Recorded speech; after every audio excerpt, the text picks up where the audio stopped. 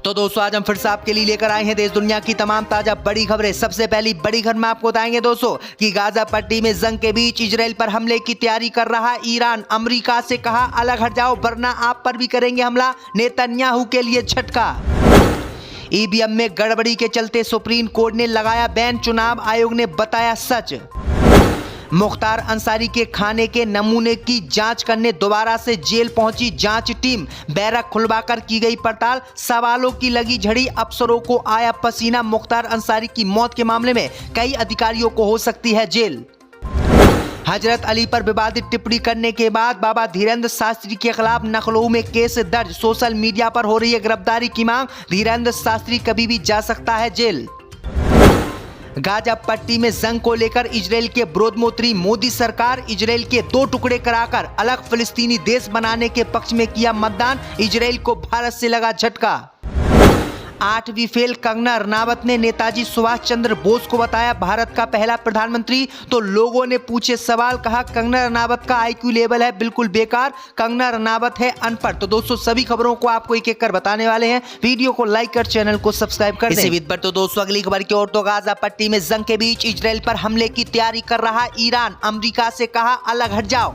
जय दोस्तों आपको बता दें कि गाजा पट्टी में जंग के बीच इजराइल पर हमले की तैयारी ईरान कर रहा है। ईरान ने इजराइल पर हमले की चेतावनी देते हुए अमेरिका को पीछे हटने को कहा है। ईरान का कहना है कि अमेरिका इस जंग से अलग हट जाए क्योंकि वह सीरिया में अपने दूतावास पर इजरायली हमले के जवाब की तैयारी कर रहा है। इस बीच मिडिल ईस्ट में ईरान के मुख्य प्रतिनिधि हिजबुल्लाह ने इजराइल को युद्ध के लिए तैयार रहने की चेतावनी दी है, यानी हिजबुल्लाह और ईरान मिलकर कभी भी इजराइल पर हमला कर सकते हैं और ईरान ने अमेरिका से इस जंग से अलग हटने के लिए कहा है। अमेरिका ने इजराइल को चेतावनी दी है कि वह अपनी सुरक्षा बढ़ा ले क्योंकि ईरान और हिजबुल्लाह कभी भी इजराइल पर हमला कर सकते हैं, यानी ईरान पर हमला करके बुरी तरीके से नेतन्याहू फंस गया है।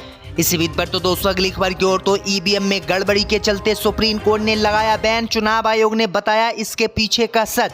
जय दोस्तों आपको बता दें कि देश में ईवीएम का पहली बार इस्तेमाल सन 1982 में केरल राज्य के चुनाव में किया गया था। इसके बाद से समय समय पर इस मशीन को लेकर तरह तरह की बातें कही गई और गड़बड़ी के आरोप भी लगाए गए। यही वजह है कि कई लोग कहते हैं कि अगर देश में सबसे ज्यादा किसी चीज पर ठीकरा फोड़ा गया तो उसमें ईवीएम पहले नंबर पर खड़ी दिखाई देती है। वहीं ईवीएम को लेकर कुछ जगह दावे किए गए हैं कि देश की सबसे बड़ी अदालत सुप्रीम कोर्ट ने इस मशीन में गड़बड़ी पाए जाने पर चुनाव में इसके इस्तेमाल पर बैन लगा दिया है। ईवीएम को लेकर कई जगह दावे किए जा रहे हैं कि देश के सर्वोच्च न्यायालय ने इसे बैन कर दिया है, जिसके बाद भारत निर्वाचन आयोग ने ऐसे भ्रामक दावों को काउंटर करने के लिए अपनी वेबसाइट पर एक निर्देश जारी किया है। निर्देश में ईवीएम पर बैन लगाने की बात को चुनाव आयोग ने झूठा बताया है और कहा है कि ईवीएम को लेकर सुप्रीम कोर्ट में एक याचिका दायर की गई है और सुप्रीम कोर्ट ने अभी तक ईवीएम पर बैन लगाने का कोई फैसला नहीं दिया है। आने वाले वक्त में ईवीएम पर सुप्रीम कोर्ट सुनवाई करेगा। अगर सुप्रीम कोर्ट ईवीएम पर बैन लगाता है तो ये बैन कर दी जाएगी,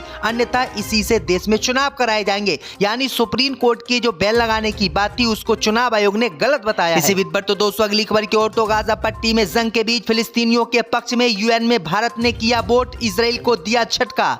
जय दोस्तों आपको बता दें कि गाजा पट्टी में जंग के बीच फिलिस्तीनियों के समर्थन में मोदी सरकार उतर आई है और प्रधानमंत्री मोदी ने अपने जिगरी दोस्त इजराइल को धोखा देते हुए उसके खिलाफ फिलिस्तीन के समर्थन में वोट किया है, जो इजराइल के लिए भारत से बड़ा झटका माना जा रहा है। दरअसल आपको बता दें कि फिलिस्तीन के समर्थन में एक मसौदा प्रस्ताव के पक्ष में भारत ने मतदान किया है। दरअसल आपको बता दें कि इस प्रस्ताव में इजराइल के 2 टुकड़े करके अलग फिलिस्तीनी स्वतंत्र देश बनाने का प्रस्ताव रखा गया था। इसका भारत ने समर्थन किया है और भारत ने साफ तौर से कहा है कि इजराइल के 2 टुकड़े होकर फिलिस्तीनी मुसलमानों के लिए एक स्वतंत्र फिलिस्तीनी देश बनाया जाना चाहिए। वहीं आपको बता दें कि भारत ने इस पक्ष में मतदान किया, जो इजराइल के लिए बड़ा झटका माना जा रहा है। यानी भारत भी चाहता है कि इजराइल के 2 टुकड़े हों और फिर एक अलग फिलिस्तीनी देश बने। इसी बीच पर तो दोस्तों अगली खबर की ओर, तो मुख्तार अंसारी के खाने के नमूने की जांच, सील बैरक खुलवाकर की गई पड़ताल, सवालों की लगी झड़ी, अफसरों को आया पसीना।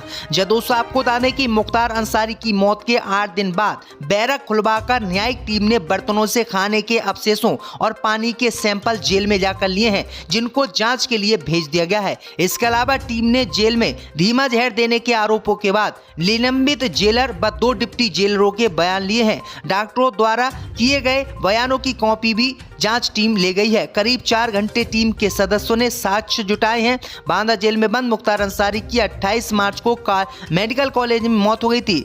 इस मामले की न्यायिक मजिस्ट्रेट व विभागीय जांच हो रही है। वहीं आपको बता दें दोस्तों कि मुख्तार की मौत के बाद चल रही जांच कई अधिकारियों के गले की फांस बन गई है। मामले की जांच के लिए गठित 1-2 नहीं बल्कि 3 कमेटियों के सवालों ने डॉक्टर और जेल प्रशासन के पसीने छुड़ा रखे हैं। इसके बाद भी सवालों की झड़ी है कि खत्म होने का नाम नहीं ले रही है। इसी कड़ी में शुक्रवार को न्यायिक व मजिस्ट्रेट जांच टीम ने तीसरी बार मंडल कारागार का रुख किया और यहां 4 घंटे तक कारागार में टीम ने लोगों से पूछताछ की, जिसके बाद पुलिस प्रशासन, जेल प्रशासन और डॉक्टरों के पसीने छूट गए। इसी बीच बढ़ते दोस्तों अगली खबर की ओर तो हजरत अली पर विवादित टिप्पणी करके फंसे बागेश्वर धाम के बाबा धीरेन्द्र शास्त्री, सोशल मीडिया पर हो रही है गिरफ्तारी की मांग। दोस्तों आपको बता दें कि अपने विवादित बयानों को लेकर हमेशा सुर्खियों में रहने वाले बागेश्वर धाम के धीरेन्द्र शास्त्री की मुश्किलें बढ़ गई हैं। उनके खिलाफ मुकदमा दर्ज करने की मांग चल रही है। उत्तर प्रदेश की राजधानी लखनऊ में मुस्लिम धर्म गुरुओं ने बाबा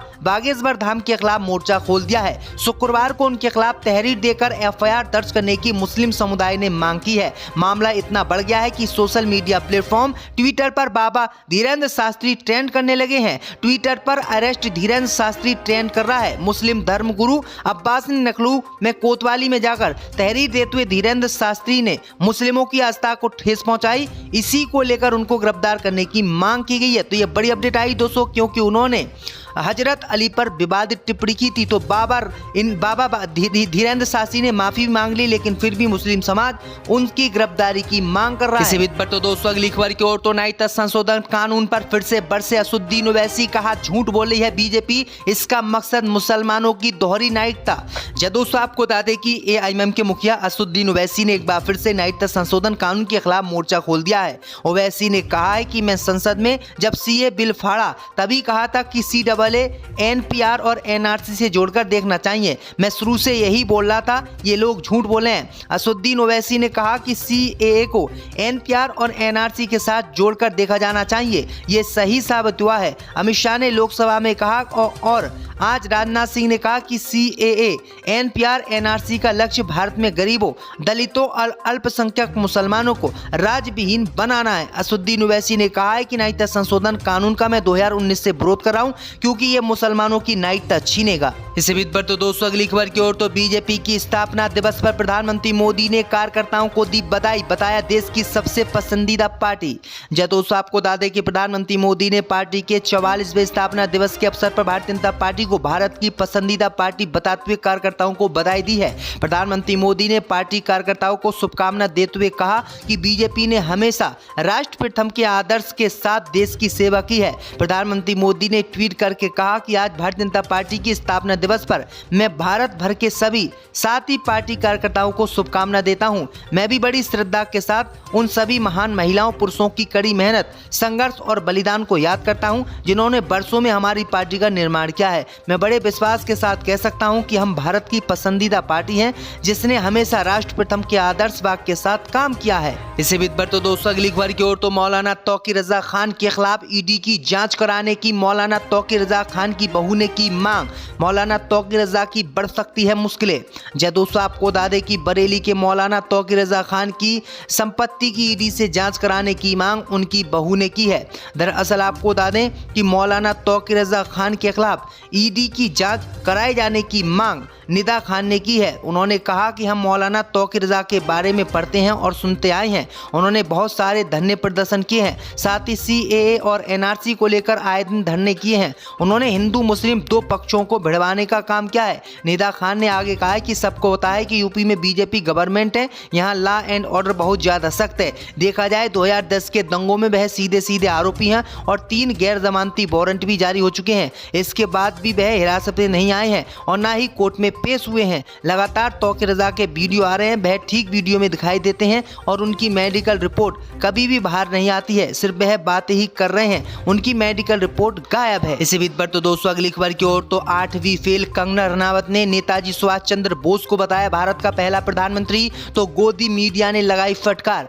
दोस्तों आपको बता दें कि 8वीं फेल कंगना रनावत इस समय सोशल मीडिया पर तीखी आलोचना झेल रही है, क्योंकि अब कंगना रनावत ने शुक्रवार को गोदी मीडिया के इंटरव्यू देते हुए सुभाष चंद्र बोस को स्वतंत्र भारत का पहला प्रधानमंत्री बताया था।